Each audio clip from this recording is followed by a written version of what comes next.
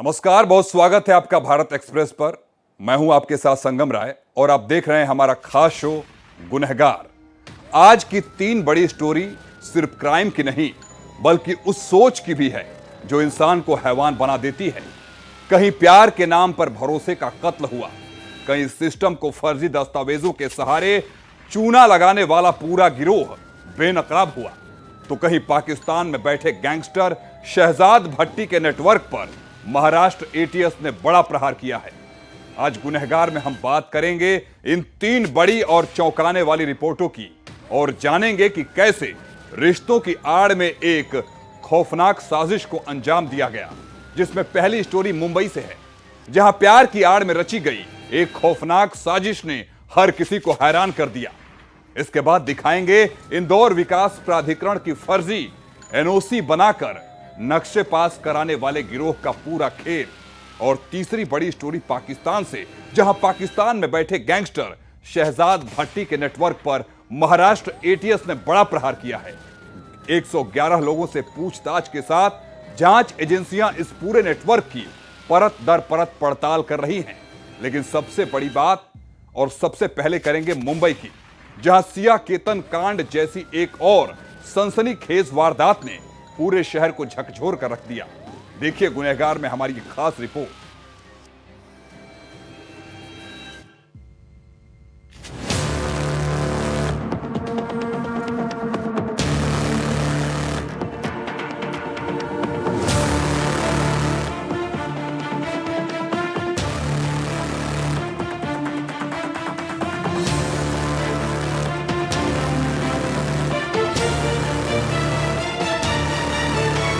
मुंबई सपनों का शहर, जहां हर दिन लाखों लोग अपनी नई जिंदगी की शुरुआत करने आते हैं। लेकिन इसी शहर की भीड़ में कभी कभी ऐसी घटनाएं सामने आ जाती हैं जो इंसानियत, रिश्तों और भरोसे को झकझोर कर रख देती है।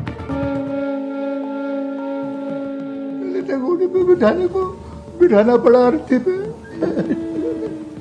नहीं, उसको मौत की सजा चाहिए, उसको, उसके भाई को भी, उसके बॉयफ्रेंड के भी, उसके माँ को भी, उसके बाप को भी।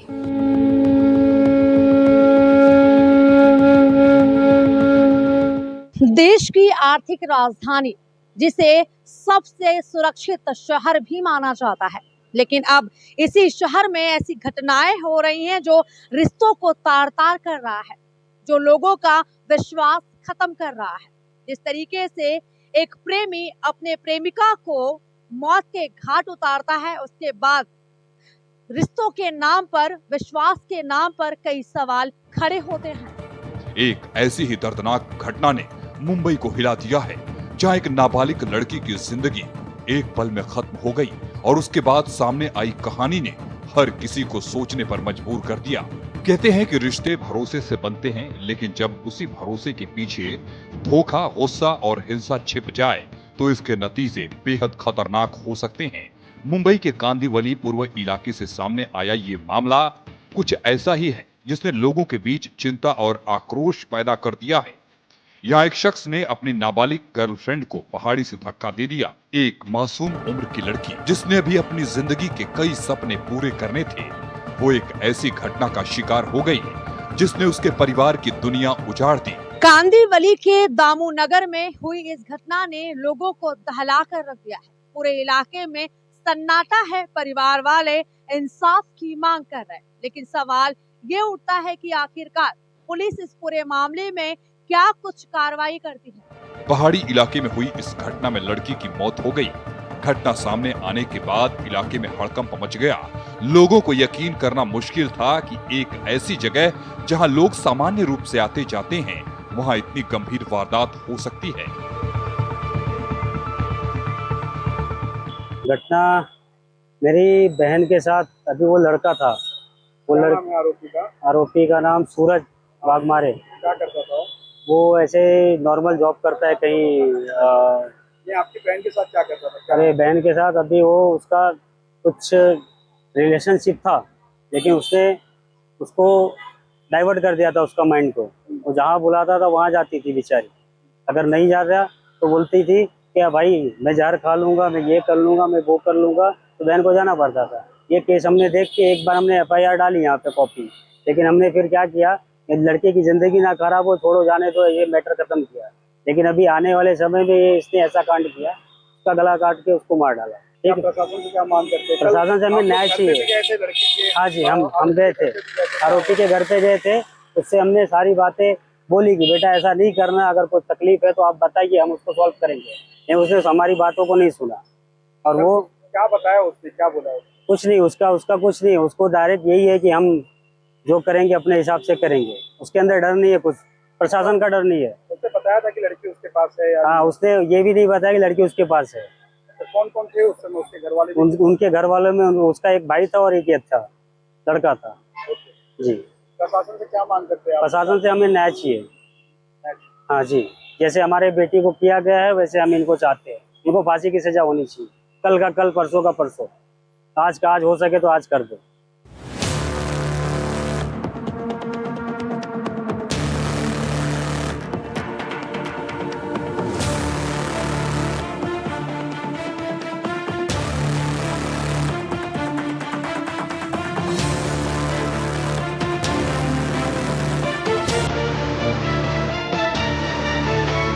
वहीं खबर मिलने के बाद पुलिस मौके पर पहुंची और जांच शुरू कर दी। सबूत जुटाए गए और मामले की हर कड़ी को समझने की कोशिश की गई। जांच जैसे जैसे आगे बढ़ी वैसे वैसे इस घटना से जुड़े कई पहलू सामने आने लगे। जांच में पुलिस को पता चला कि लड़की की बातचीत सूरज मारुति वाघमारे नाम के एक व्यक्ति से होती थी। इसके बाद पुलिस ने युवक से पूछताछ शुरू की और मामले की कई कड़ियों को जोड़ने की कोशिश की। पुलिस जांच के मुताबिक सूरज वाघमारे डिलीवरी बॉय का काम करता था और मृतका के साथ उसका अफेयर था। पुलिस का आरोप है कि घटना के दिन लड़की को पहाड़ी इलाके में ले जाया गया और उसके बाद उसकी मौत हो गई।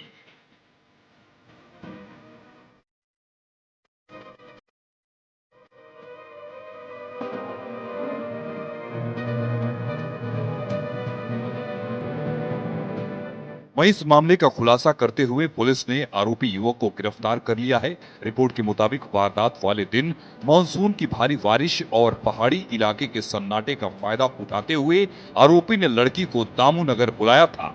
वहां दोनों के बीच किसी बात को लेकर तीखी बहस हुई, जिसमें सूरज अपने पास छिपे रखे धारदार चाकू से लड़की के चेहरे और गर्दन पर 16 से ज्यादा बार ताबड़तोड़ वार कर शव को घने जंगलों में फेंक कर फरार हो गया।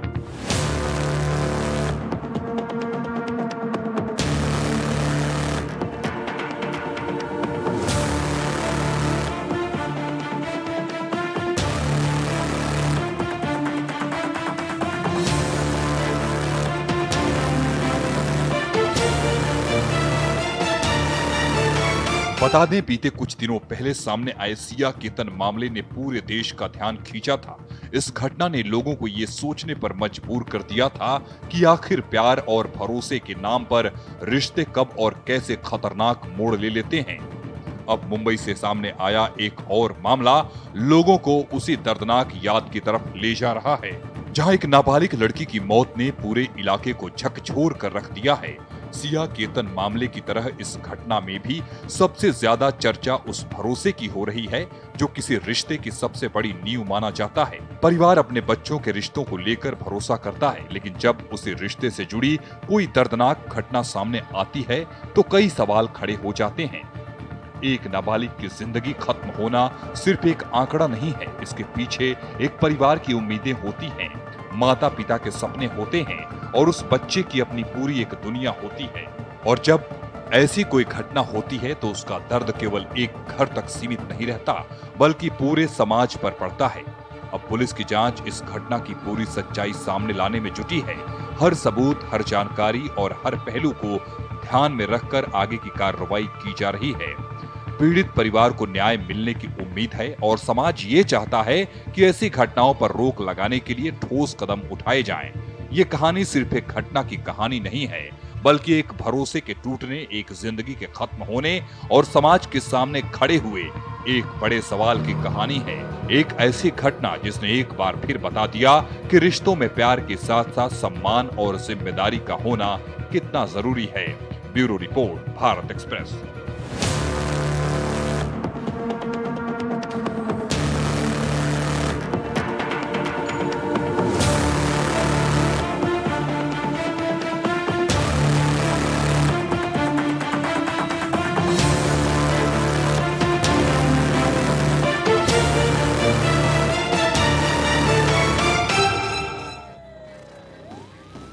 और अब बात हमारी दूसरी बड़ी रिपोर्ट की है, जहां इंदौर विकास प्राधिकरण की फर्जी एनओसी बनाकर नक्शा पास कराने वाले एक गिरोह का पर्दाफाश हुआ है।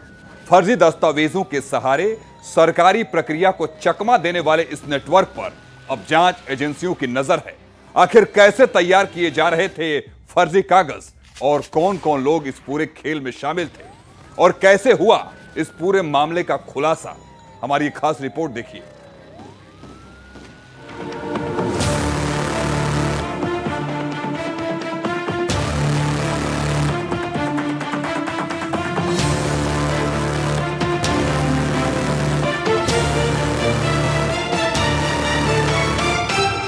इंदौर मध्य प्रदेश का वो शहर जो तेजी से विकास की राह पर आगे बढ़ रहा है।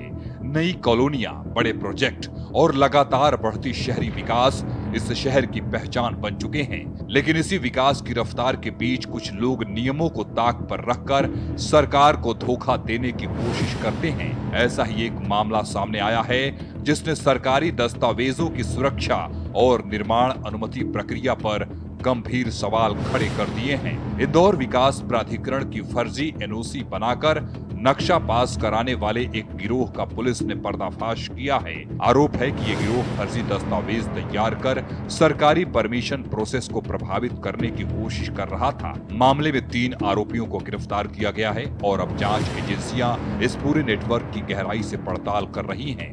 बता दें, फर्जी एनओसी का इस्तेमाल किसी भी निर्माण कार्य को वैलिड दिखाने के लिए किया जा सकता है।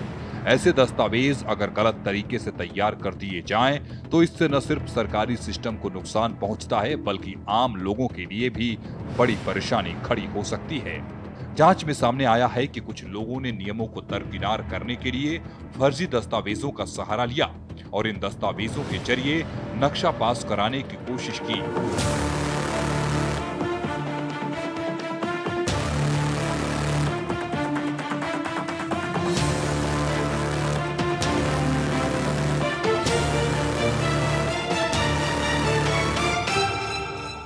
दिनांक 4/7/2026 को इंदौर विकास प्राधिकरण के भू अर्जन अधिकारी द्वारा हुक्मा खेड़ी की एक भूमि है, राजेंद्र उपाध्याय जिसके भूस्वामी है, उसके संबंध में स्थल अनुमोदन नक्शा पास कराने के लिए एक आवेदन किया गया था नगर एवं ग्राम निवेश विभाग कार्यालय इंदौर में, जिसमें आईडीए का एक अनापत्ति पत्र लगता है योजना के अंतर्गत यदि भूमि है या नहीं इस संबंध में। तो उनके द्वारा जो ये भूमि हुक्मा खेड़ी वाली है वो योजना के अंतर्गत आती है, जिसमें अनापत्ति पत्र जारी नहीं किया जा सकता। इसके बावजूद भी एक फर्जी अनापत्ति पत्र तैयार करके इस भूमि के संबंध में टीएनसी कार्यालय में आवेदन किया गया था। जो आईडीए के भू अर्जन अधिकारी की शिकायत पर से अपराध पंजीबद्ध किया गया है, जिसमें 3 आरोपियों को गिरफ्तार किया जा चुका है। एक पंकज व्यास है, एक राजा सिंह है और एक सानिया शेख है महिला। इन तीनों को गिरफ्तार किया गया है, पीआर लिया गया है, विस्तृत पूछताछ की जाकर आगे कार्रवाई की जा रही है। वहीं जब रिलेवेंट डिपार्टमेंट को दस्तावेजों की सच्चाई पर शक हुआ तो मामले की जांच शुरू कर दी गई और जांच आगे बढ़ने के बाद दस्तावेजों की पड़ताल भी की गई। अधिकारियों ने ये पता लगाने की कोशिश की कि एनओसी वास्तव में जारी की गई थी या फिर उसे किसी फर्जी तरीके से तैयार किया गया था। जांच में दस्तावेजों में गड़बड़ी सामने आने के बाद कार्रवाई का रास्ता साफ हुआ और इंदौर की तूकोगंज पुलिस ने आईडीए की फर्जी एनओसी बनाकर प्लांटों के नक्शे पास कराने के मामले में सानिया शेख, राजा सिंह और पंकज व्यास को गिरफ्तार कर लिया है। बता दें, ऐसे मामलों में सबसे जरूरी दस्तावेजों की जांच और रिकॉर्ड के मिलान की होती है। सरकारी डिपार्टमेंट में हर रिकॉर्ड मौजूद होता है। जब किसी दस्तावेज की जानकारी आधिकारिक रिकॉर्ड से मेल नहीं खाती तो शक बढ़ जाता है और जांच शुरू हो जाती है। वहीं इस मामले में भी जांच एजेंसियों ने दस्तावेजों, संबंधित लोगों की भूमिका और पूरी प्रक्रिया की जांच की। इसके बाद पुलिस ने कार्रवाई करते हुए 3 लोगों को गिरफ्तार कर लिया। आरोपियों से पूछताछ कर ये पता लगाने की कोशिश की जा रही है कि इस गिरोह में और कौन कौन से लोग शामिल हैं। ये जो राजेंद्र उपाध्याय हैं, इनकी भूमि थी। इन लोगों ने उनको बोला था कि हम डेवलपमेंट करके जो भी 40-60 का रेशियो होगा सेल हम करेंगे, प्रॉपर्टी आपकी रहेगी, डेवलपमेंट और कंस्ट्रक्शन हमारा रहेगा, एनओसी हम सब करा लेंगे। ऐसा पंकज व्यास ने इनको बोला था। उसी आधार पे इनके द्वारा एक फर्जी एनओसी तैयार किया गया और टीएनसी कार्यालय में आवेदन किया गया था भूमि के आवासीय इकाइयों के बनाने के लिए। तो किसी अन्य लोगों के साथ भी इन लोगों के द्वारा फ्रॉड किया गया इस तरीके से? अभी पीआर लिया गया है, इनसे पूछताछ की जा रही है। इस तरह के कोई साक्ष्य प्राप्त होते हैं तो कार्रवाई की जाएगी। तीनों इंदौर के ही निवासी हैं। आपसे कोई रिलेशन है? जो राजा सिंह है और पंकज व्यास है, ये दोनों ही डेवलपमेंट और इनका प्लॉट सेलिंग वेलिंग का काम करते हैं। और सानिया शेख है, ये भी इन्हीं के साथ काम करती है। पार्टनर है। जी जी। फर्जी दस्तावेजों का कारोबार सिर्फ एक व्यक्ति तक सीमित नहीं रहता। कई बार ऐसे मामलों में एक पूरा नेटवर्क काम करता है, जिसमें दस्तावेज तैयार करने वाले, उनका इस्तेमाल करने वाले और गलत तरीके से फायदा लेने वाले लोग शामिल हो सकते हैं। इसलिए जांच एजेंसियां पूरे नेटवर्क तक पहुंचने की कोशिश करती हैं। फर्जी एनओसी के जरिए नक्शा पास कराने का मामला केवल कागजों की हेराफेरी नहीं है, बल्कि ये सरकारी व्यवस्था में सेंध लगाने की कोशिश मानी जाती है। ऐसे मामलों में कड़ी कार्रवाई इसलिए जरूरी होती है ताकि भविष्य में कोई भी व्यक्ति इस तरह की धोखाधड़ी करने की कोशिश न करे। प्रशासन की कोशिश रहती है कि निर्माण कार्य नियमों के मुताबिक हो, ताकि किसी भी तरह के इलीगल प्रोसेस को रोका जा सके। फिलहाल इस मामले में पुलिस की जांच अभी जारी है और आने वाले समय में इस मामले से जुड़ी और सच्चाई सामने आ सकती है। गिरफ्तार आरोपियों से पूछताछ कर ये पता लगाया जा रहा है कि फर्जी एनओसी तैयार करने का तरीका क्या था और इस पूरे खेल में कितने लोग शामिल थे। इंदौर जैसे तेजी से विकसित हो रहे शहर में ऐसी घटनाएं प्रशासन के लिए एक बड़ी चुनौती होती है। विकास के साथ साथ नियमों का पालन और व्यवस्था की मजबूती भी उतनी ही जरूरी है। फर्जी दस्तावेजों के सहारे आगे बढ़ने वाली किसी भी कोशिश पर रोक लगाना जरूरी है, ताकि शहर का विकास सही दिशा में हो सके। ये मामला एक चेतावनी भी है कि सरकारी दस्तावेजों के साथ किसी भी तरह की छेड़छाड़ या फर्जीवाड़ा करने वालों के खिलाफ कानून अपना काम करेगा। जांच पूरी होने के बाद ही पूरे मामले की तस्वीर और साफ होगी। लेकिन फिलहाल 3 आरोपियों की गिरफ्तारी के बाद इस फर्जीवाड़े के नेटवर्क को लेकर जांच तेज कर दी गई है। Bureau report, Bharat express.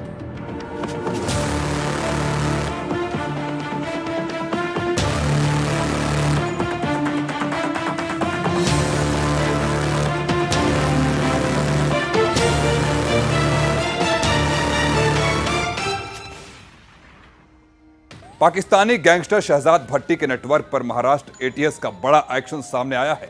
जांच एजेंसी ने नेटवर्क से जुड़े लोगों की पड़ताल तेज करते हुए 111 लोगों से पूछताछ शुरू की है।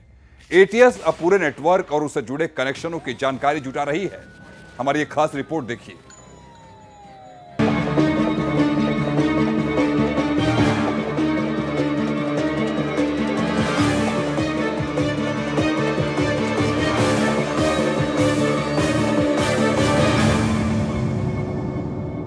सुरक्षा एजेंसियों की नजर अब एक ऐसे नेटवर्क पर है जिसने जांच का दायरा बढ़ा दिया है।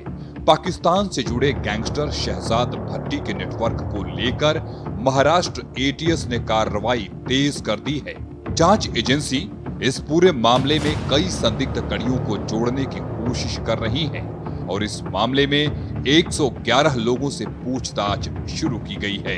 एजेंसी ये पता लगाने में जुटी है कि आखिर इस नेटवर्क का फैलाव कितना है, कौन कौन लोग इसके संपर्क में रहे हैं और क्या इस नेटवर्क से जुड़ी कोई ऐसी हरकत सामने आई है जिनसे सुरक्षा पर असर पड़ सकता है। शहजाद भट्टी, जिसकी शुरुआत एक छोट भैया नेता के रूप में हुई थी, छोट भैया क्रिमिनल के रूप में हुई थी, और पाकिस्तान में जिस तरह से बैठकर वो भारत में ऑपरेट कर रहा है, बल्कि कहा जाए कि जो बड़े हिंदुस्तान के गैंगस्टर्स हैं, चाहे कनाडा, अमेरिका, यूरोप में छिपकर ऑपरेट कर रहे हैं, भारत के खिलाफ साजिश कर रहे हैं।